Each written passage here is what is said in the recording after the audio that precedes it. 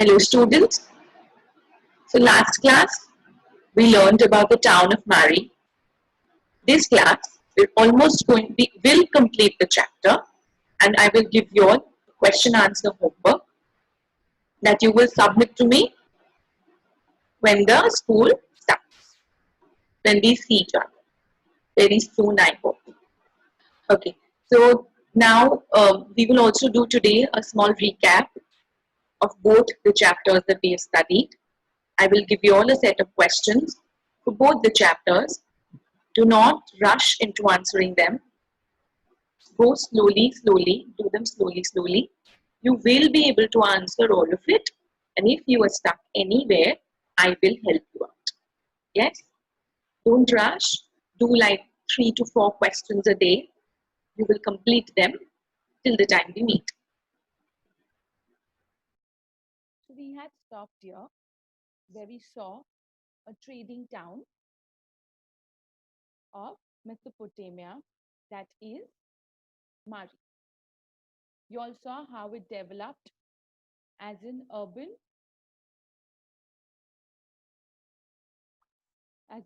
center prospering on trade.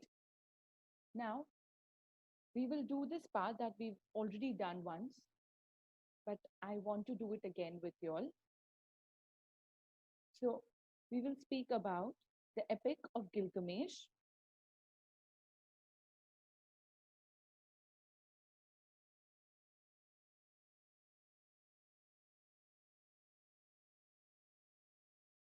The Mesopotamians, they really valued their city life a lot. So in the cities, many people of many communities and cultures, they lived together side by side. So even after the cities were destroyed in the war, we know that they were recalled in poetry forms. The most poignant reminder for us that speaks about the pride Mesopotamians took in their cities comes at the end of the Gilgamesh epic. Now, this epic was written over 12 tablets, the clay tablets. So it took around 12 tablets to write this entire poem, entire poetry that is of Gilgamesh. Okay. And Gilgamesh is said to have ruled, he was the ruler of the city of Uruk. And he became a ruler sometime after Enmerkar. He was a great hero who subdued people far and wide. Gilgamesh was a great hero and he subdued people far and wide. And he got a shock when his heroic friend died. So then, when his friend dies, he goes out in search to find the secret of immortality. And in this search, he crosses many waters, many oceans and rivers that surround the world. Even after this heroic attempt of finding the secret of immortality, Gilgamesh fails and he comes back to Uruk. Now, when he comes back, he consoles himself by walking along the city walls back and forth.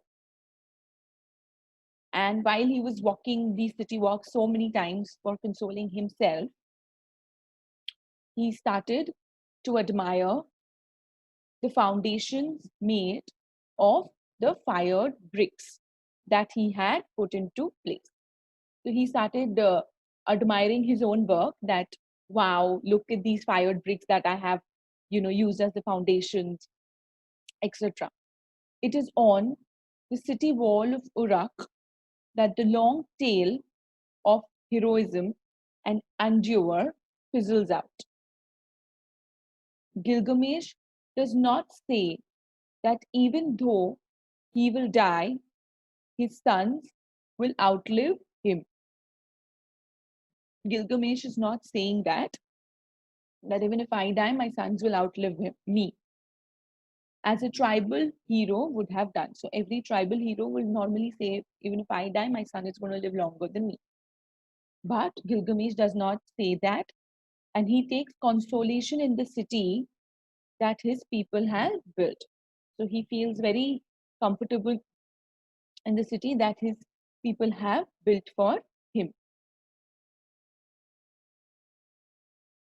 The next topic is legacy of writing.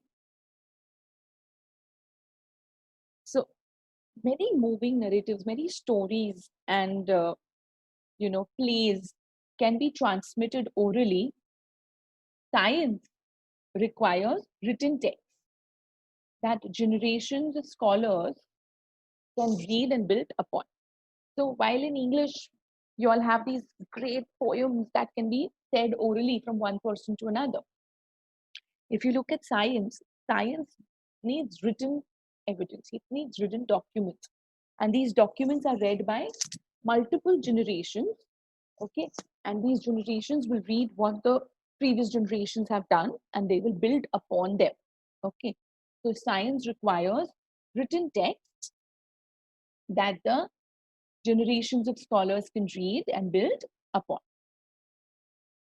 So the greatest legacy of Mesopotamia to the world, we've seen this in a video also in the first class.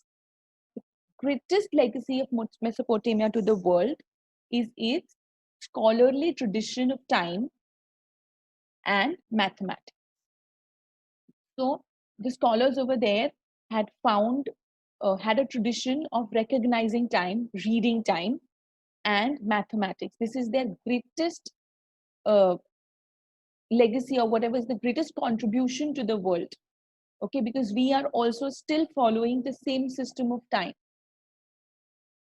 So during around 1800 BCE, tablets with multiplication and division, square and square root tables, and tables of compound interest and square root of 2 was given.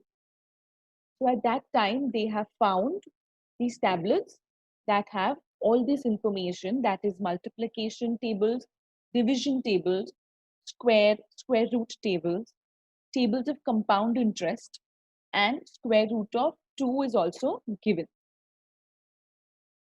Okay, so if, for example, we have found something like this, just a okay, so we have found a tablet, okay, which has this written on it: 1 plus 24 divided by 60 plus 51 upon 60 raised to 2. Okay, I cannot put the raised to over here, you all know it. So I've put the 2 dashes, so you all will understand. It is 60 raised to 2, 60 to the power of 2 plus 10 upon 60 to the power of 3. And when you solve all this, okay, if you solve it, you should get an answer that is 1.41, 1.41421,296. You should get something like 1.4142.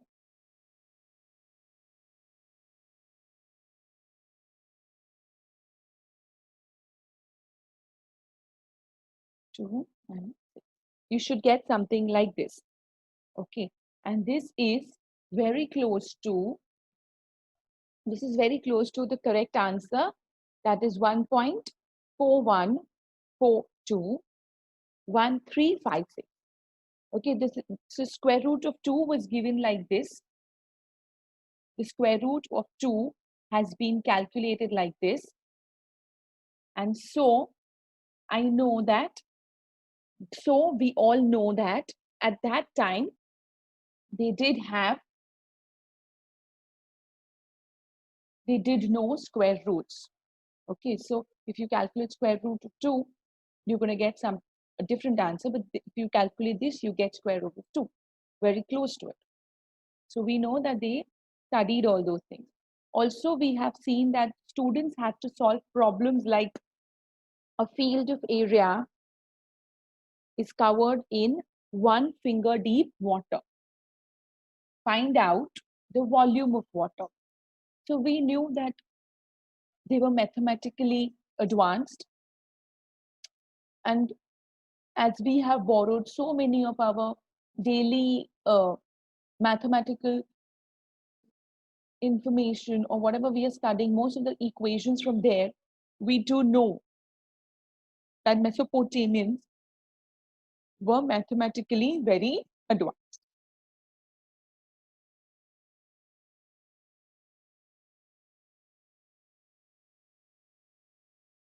So the division of the year into 12 months, that is according to the revolution of moon around the earth.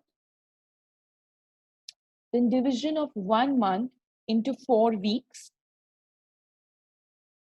dividing 1 day into 24 hours, and then the hour into 60 minutes. All that we take for granted in our everyday lives has actually come to us from Mesopotamians. These time divisions were adopted by the successors of Alexander, and then from there they transmitted to the Roman world, and then from the Roman world they went to the world of Islam, and finally to the medieval Europe. We will learn about this in our future chapters. We also know that solar and lunar eclipses were observed, and their occurrence was also noted. So they kept records, and in that records, they have even noted the year, the month, and the day. We've also found records about the observed positions of stars and constellations that they have seen in the night sky. So they used to keep records of all these things. So most important, the biggest legacy that Mesopotamians have given us is mathematics, but none of this would have been possible without writing. It's only because they had written it down and we were able to decode it and decipher it that we have evidence and we are aware that they had already achieved this. So writing is also a very important legacy that Mesopotamians had. So none of this would have been possible without writing. And the urban institution of schools. So there was an institution of schools also where students read and copied earlier written tablets. And some boys or girls, they were trained to become record keepers, but not record keepers for the government or the administration, but record keepers who could build on the work of their predecessors. So some children, although students went to school, all of them studied, they were given tablets that they had to read and they had to remake it. Okay, but out of these, some children became record keepers for the government, and some, the intellectuals, were asked not to become, record keepers in the government, but they were given the work and said, build on it further. So don't copy it, but take it ahead, advanced. It would be a mistake to think that the preoccupation with the urban world of Mesopotamia is a modern phenomenon. So we are going to look at two paragraphs that are there in your textbooks, that are two attempts to locate and to preserve the text and the traditions of the past.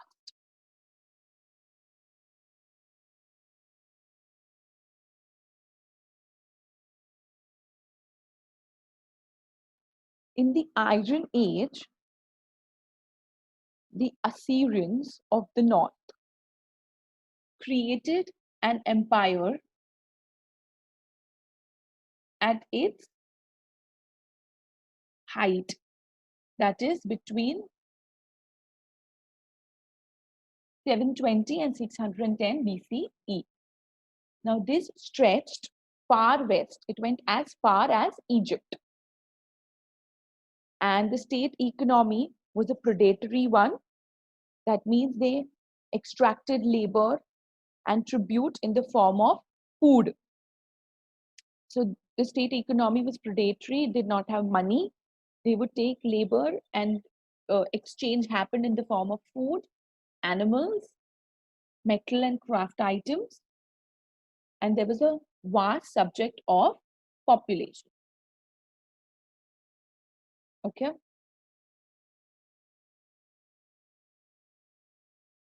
The great Assyrian kings who had been immigrants, they acknowledged the southern region, Babylonia, as the center of high culture. And the last of them, that is Assurbanipal, he collected a library at his capital. He's made a library. Nineveh in the north. So Nineveh was the capital of Assurbanipal, and he has a library made over there. He made a library at that time. So he put in lots of efforts to gather the tablets on history, on epics, on the Omen literature, on astrology, on hymns and poems. So he had tried his best. He sent scribes south to find old tablets, because the scribes in the south were trained to read and write in schools where they all had to copy tablets by dozens. Like right now, you all are studying subjects by dozens. Like that, at that time, they were given multiple tablets to copy. So they were more trained. There were towns in Babylonia where huge collections of tablets were created and acquired fame. So that's why he sent people south. He sent the people south to go, he sent his scribes south and said, go meet other scribes and get all the tablets. I want to get all of them. I want a collection. I'm collecting them. So get me tablets on history, on epics, on Omen literature, astrology, hymns, poems, whatever. Just bring them back. And although Sumerian had stopped to be spoken after about 1800 BCE, it was still continued to be taught in schools. So through vocabulary text, sign lists, bilingual tablets were also found, that is Sumerian as well as Akkadian.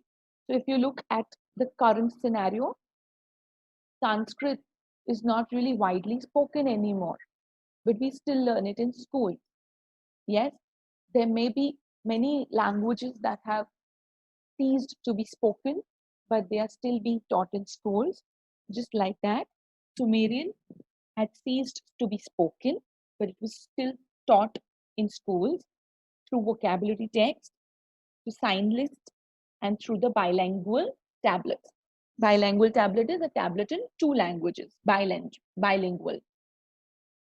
So even in 650 BCE, the cuneiform tablets written as far back as 2000 BCE were intelligible. And Assurbanipal's men knew where to look for the early tablets or their copies. So copies were made of important texts like Epic of Gilgamesh, and the copier stating his name and writing date.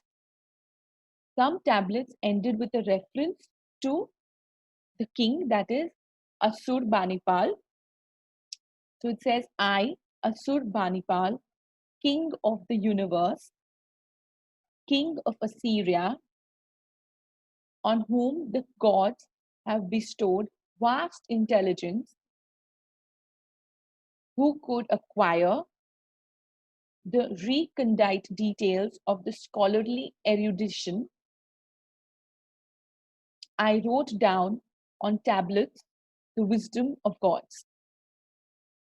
And then he's saying, I checked and collated the tablets. Collated is put together, assembled, you can say, or bring all of it together, not even assembled. I placed them for the future in the library of the temple of my god, Nabu. The name of his god is Nabu, at Nineveh, for my life and well-being of my soul, and to sustain the foundations of my royal throne. So some tablets have this written at the end, and that's why we know that Assurbanipal actually took the effort to create a library. There was a cataloging also. That means there was also a system of how we have put it.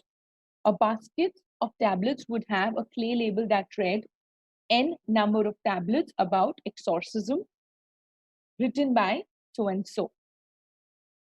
And his library, Assurbanipal's library, had a total of around 1,000 texts, and that amounted to 30,000 tablets, and they were all grouped according to subjects. I hope this was interesting to you. Okay. Okay, so these are some questions that I want you all to do. What are the different names used for the Mesopotamian civilization? What are the features of the Mesopotamian civilization? What are the sources available to understand Mesopotamian civilization? Explain Mesopotamian geography. What is the significance of urbanism in Mesopotamia? How did Mesopotamians carry goods into the cities? Explain the development of writing in Mesopotamia. Explain the system of writing in Mesopotamia. Explain literacy in Mesopotamia. How did people construct and maintain temples in Mesopotamia?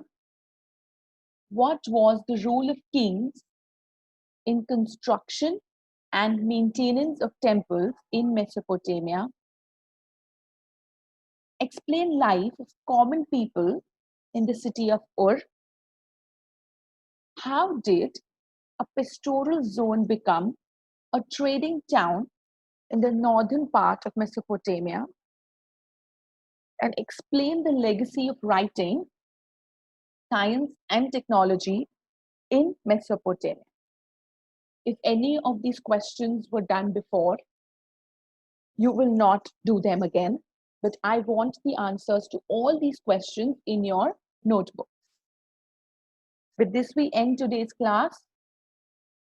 Stay home, stay safe, take care, and keep learning.